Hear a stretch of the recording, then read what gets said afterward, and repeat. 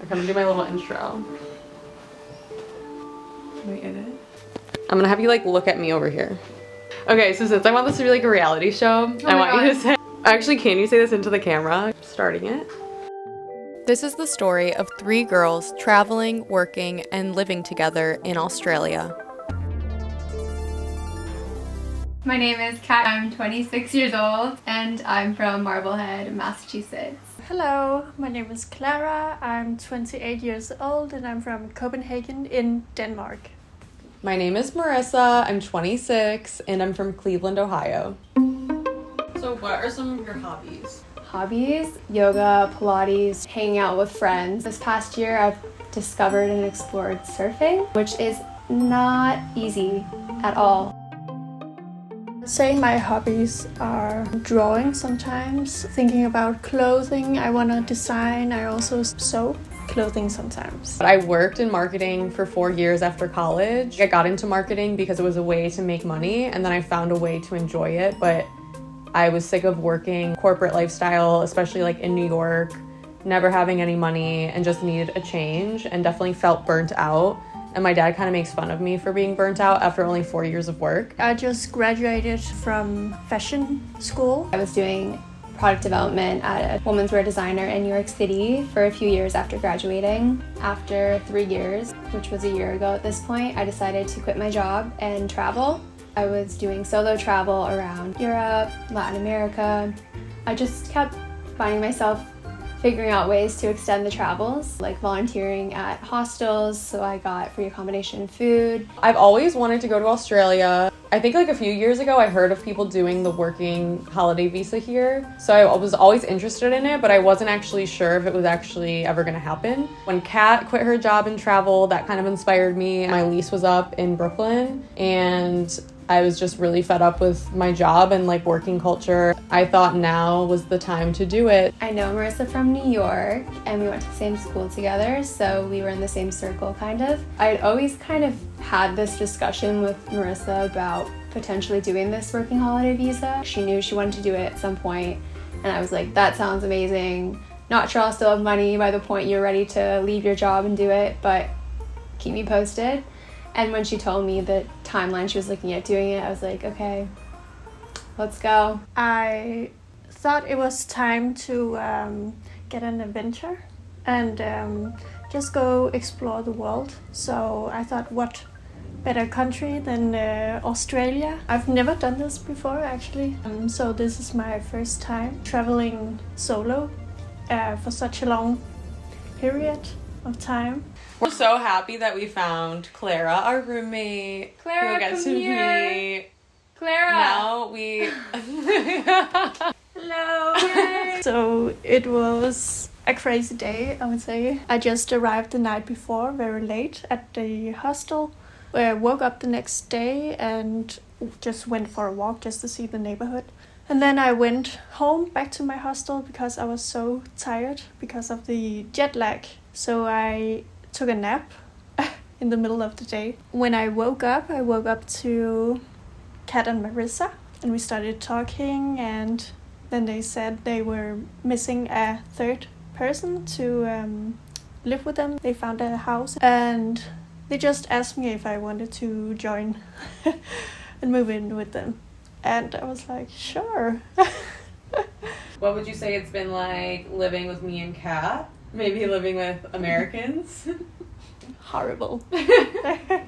No. I love you guys already.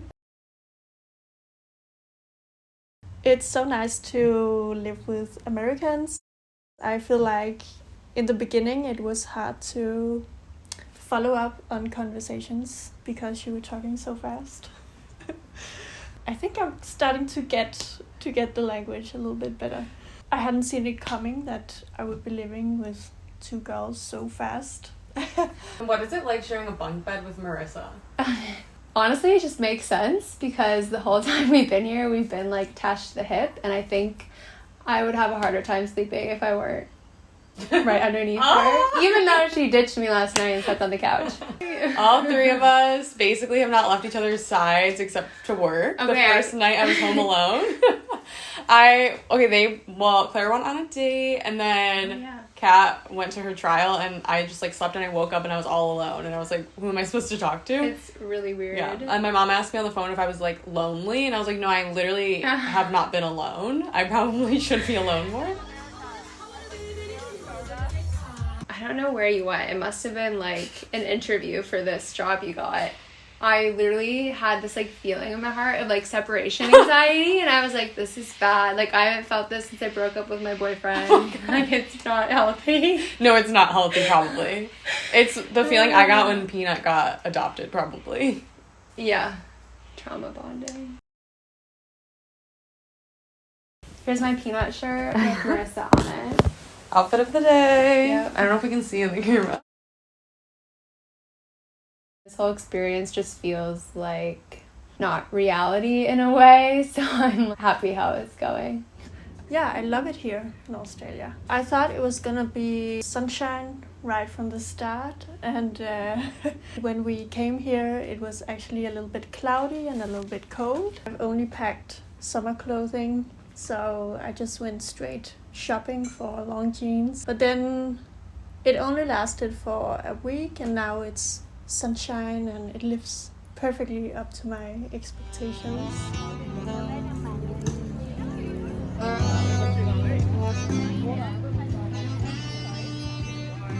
It's very exotic here.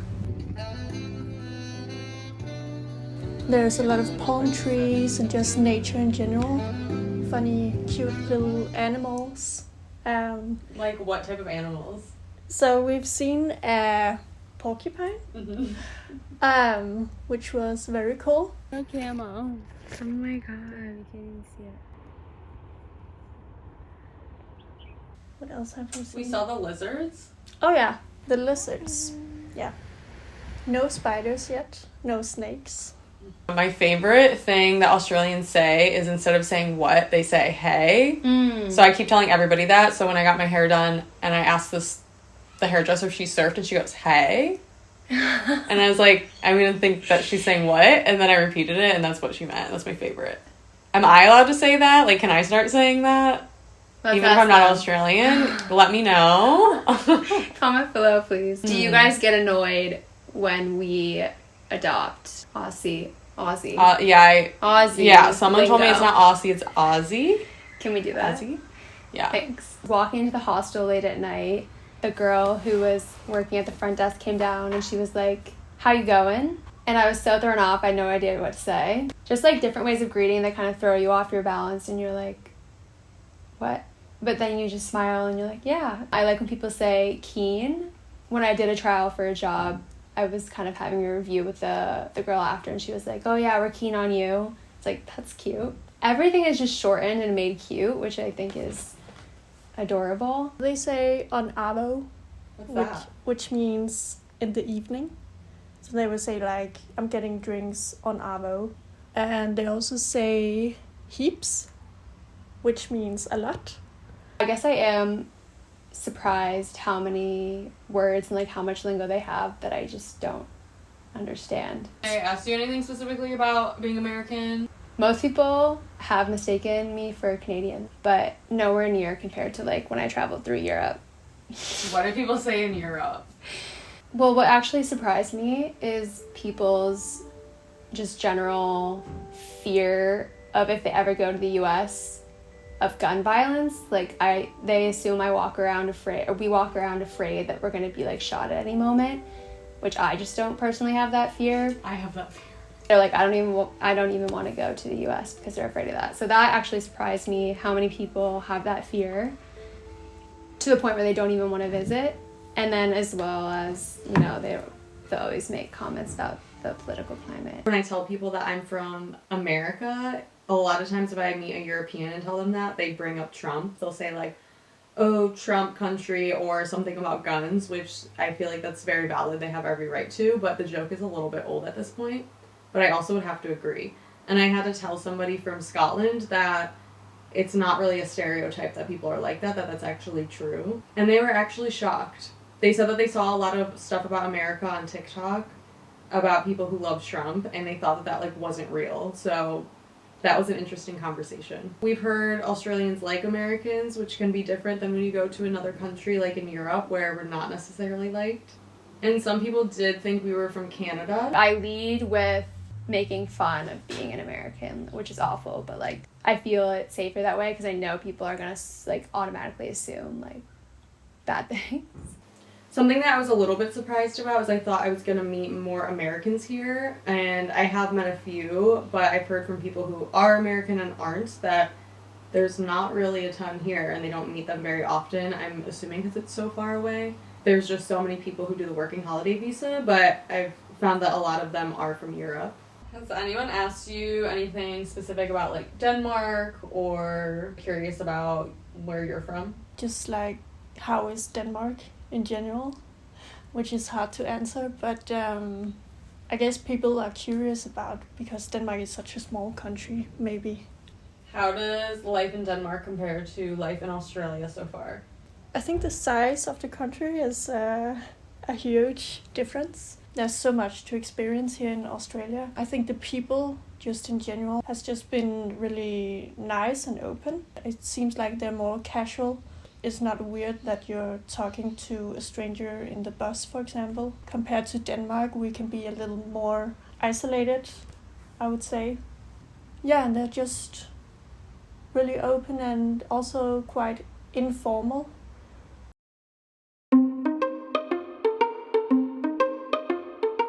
It's easier for me to ask questions than when I'm going to talk about it. Should I go back there and ask you? Yeah. Okay.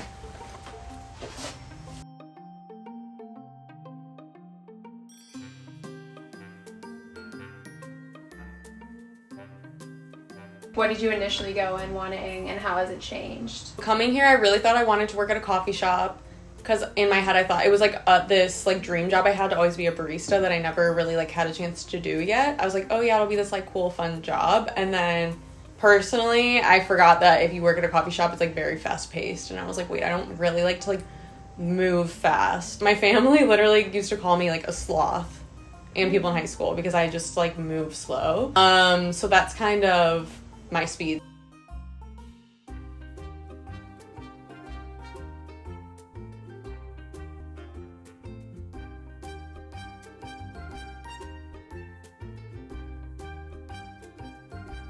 I thought I was gonna do retail.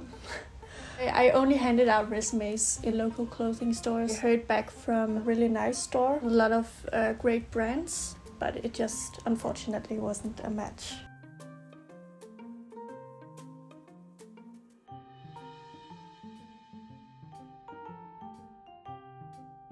I came pretty sure I was going to end up doing some sort of serving job. I knew I didn't want to be a bartender. I don't really want to be in the nightlife scene so much. I also did go into some retail stores just to keep my options open. I was like, hey, I'll try to be a waitress.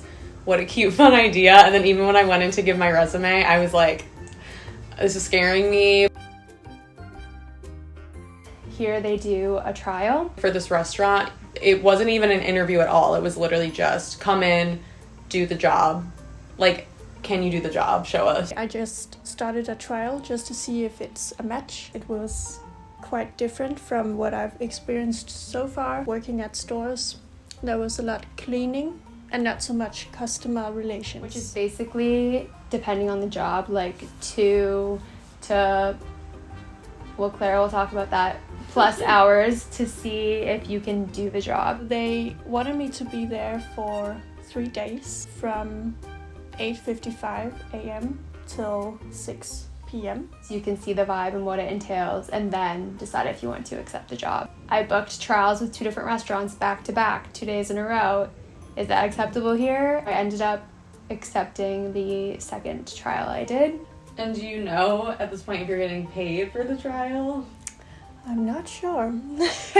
Definitely like be familiar with your rights. She said the trial is paid, but I'm just not sure if it's paid when I don't accept the job.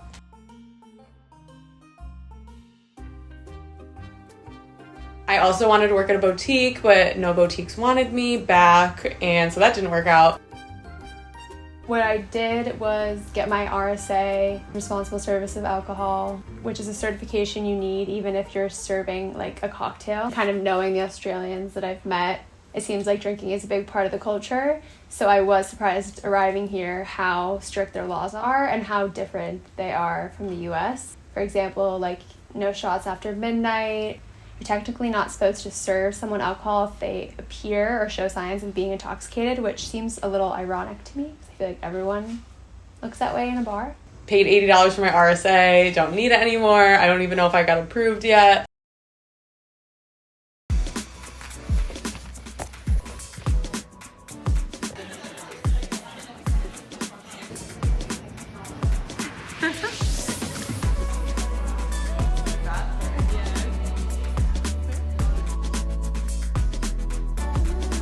Interviews, they're very straightforward. They're like, can you do this, yes or no? It's not all these kind of little BS answers like, what's your biggest strength, what's your biggest weakness, made up stuff that like doesn't really matter.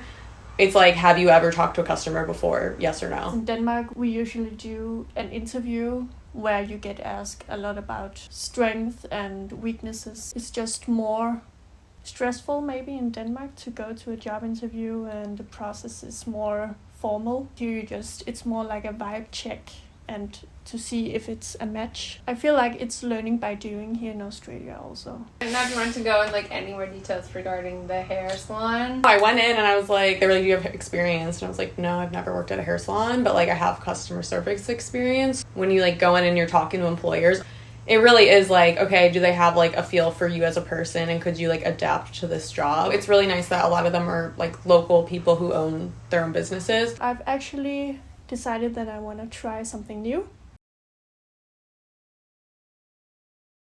How are you feeling about trying something new? It's maybe a little bit intimidating. I'm a little scared of if I'm gonna drop a plate on somebody or yeah, if I can remember the orders and stuff like that. But yeah, I'm eager to learn, so. What is your impression of the pay for work in Australia? I think it's really good actually. If you're on a working holiday visa, you only have to pay 15% in taxes. So you can actually earn a lot of money here. Anything just working on the weekends, then you can earn a lot actually. Gonna start my job this week. We'll keep you updated on that. Did I answer what you said? Okay, so I had the craziest deja vu when I had my first shift of work. I was just doing my job, and it was this weird feeling of remembering that I had this reoccurring deja vu before, maybe 3 times, maybe like at least a year ago. But it was a dream or a deja vu that I was like doing a specific task or like doing this job, and I could have sworn that I had this memory of having a dream that I was doing something similar to like a job that I did in high school, but it was like a little bit different, and it felt very vivid and like so real. And so it felt like I came to this time in my life where I'm like, wait, this was the thing that I knew was gonna happen. Like everything lined up how it was supposed to maybe.